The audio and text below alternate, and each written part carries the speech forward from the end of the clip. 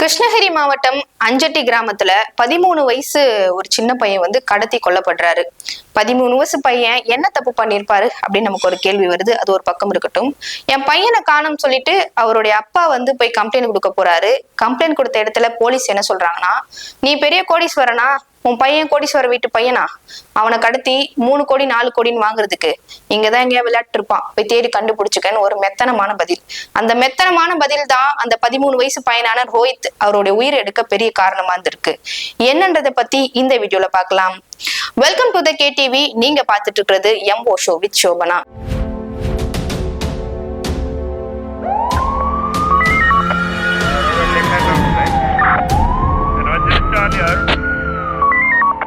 கிருஷ்ணகிரி மாவட்டம் அஞ்சட்டின் ஒரு கிராமம். அந்த கிராமத்துல சிவராஜ்னு சொல்லிட்டு ஒரு தினக்கூலி வேலை செய்யற ஒரு நபர். அவருக்கு 3 பசங்க. அதுல ஒரு பையன் தான் வந்து ரோஹித். அவர் வந்து அங்க இருக்க அந்த கவர்மெண்ட் ஸ்கூல்லயே வந்து 8வது படிச்சுட்டு இருக்காரு.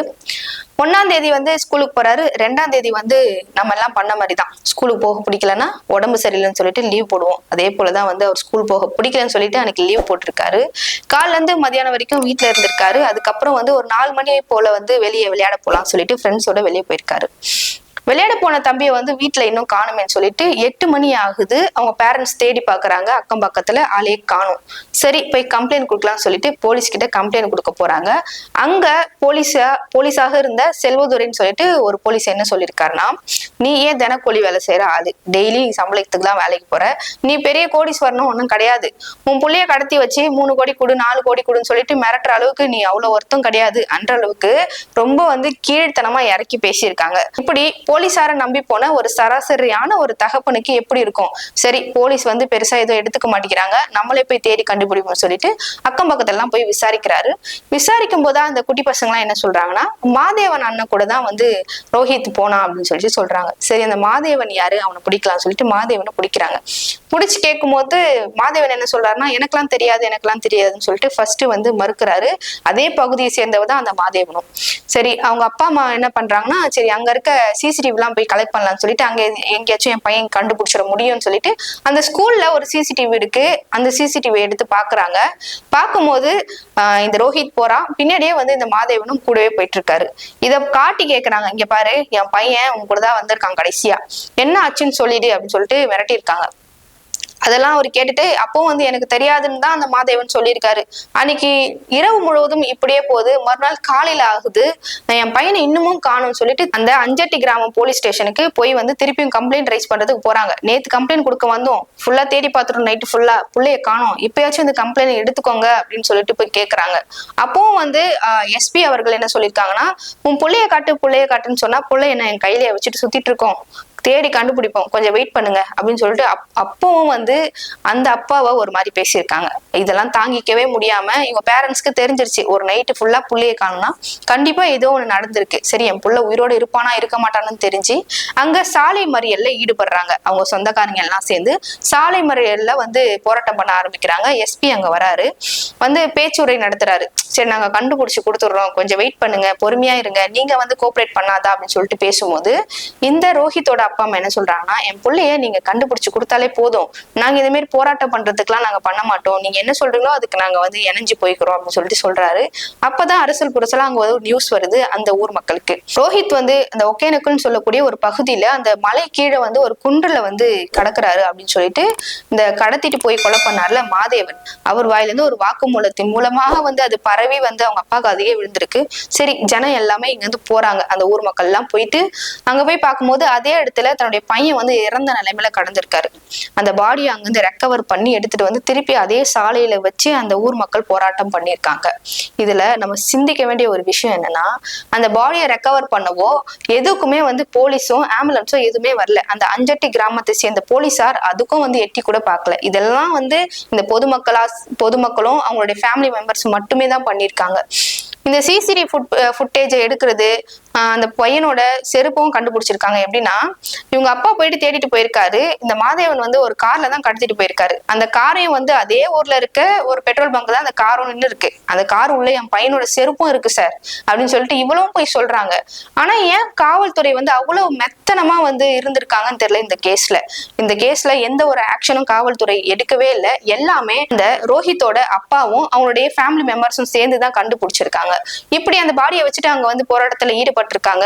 திருப்பி எஸ்ஐ வந்து நான் வந்து பாத்துக்கிறேன், நீங்க வந்து இந்த இடத்த விட்டு காலி பண்ணுங்க, இவன் தான் கொலை பண்ணான்னு தெரிஞ்சிருச்சுல, இவனுக்கு என்ன தண்டனையோ அதை நான் கொடுக்குறேன்னு சொல்லியிருக்காங்க. அதோட அந்த கூட்டம் கலைஞ்சிருக்கு. இது ஒரு பக்கம் இருக்க, இந்த மாதேவனை விசாரிக்க ஆரம்பிக்கிறாங்க. 8வது படிக்கிற ஒரு பையனை நீ எதுக்கு கடத்தி கொலை பண்ணும், அந்த அளவுக்கு அந்த பையன் என்ன தப்பு பண்ணான்னு சொல்லிட்டு விசாரிக்கும் போது மாதேவன் அதே பகுதியை சேர்ந்த ரதின்னு ஒரு பொண்ணை வந்து லவ் பண்ணிட்டு வந்திருக்காரு. இவங்க 2 பேரும் தனி மேல இருந்ததை வந்து ரோஹித் பார்த்துட்டான். இதை வந்து வெளியே யாருக்கிட்டையும் சொல்லிடவே கூடாதுன்றதுக்காக நாங்க வந்து சில பிளான் எல்லாம் போட்டோம்.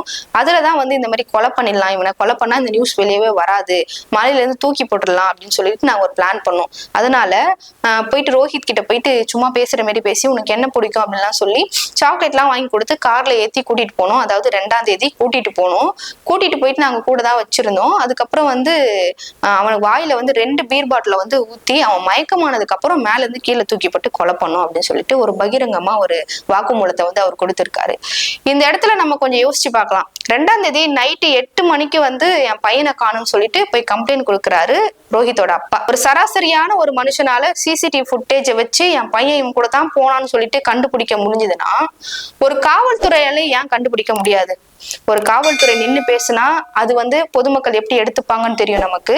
ஒரு சராசரியான மனுஷன் போய் ஒரு விஷயத்த போய் விசாரிக்க போனா அதுவும் எப்படி எடுத்துப்பாங்கன்னு நமக்கு தெரியும். அப்ப ஒரு சராசரியான மனுஷன் சொன்னா கேட்காது, போலீஸ்காரங்க சொன்னா கண்டிப்பா கேட்கும். அப்ப அந்த கம்ப்ளைண்ட் அப்ப உடனே எடுத்து அங்க இருக்க சிசிடிவி ஃபுல்லா செக் பண்ணியிருந்தாலோ இல்ல அங்க இருக்க ஒரு பெட்ரோல் பங்க்ல தான் வந்து அந்த வண்டி நின்றுட்டு இருக்கு காரு, ஒரு நம்பர் வச்சு ஆர்சி புக் யாருது யாருடைய பேர்ல இருக்கு அப்படின்னு சொல்லிட்டு கண்டுபிடிச்சு எடுத்திருந்தாலோ மாதேவனை அன்னைக்கு நைட்டே பிடிச்சிருக்கலாம்.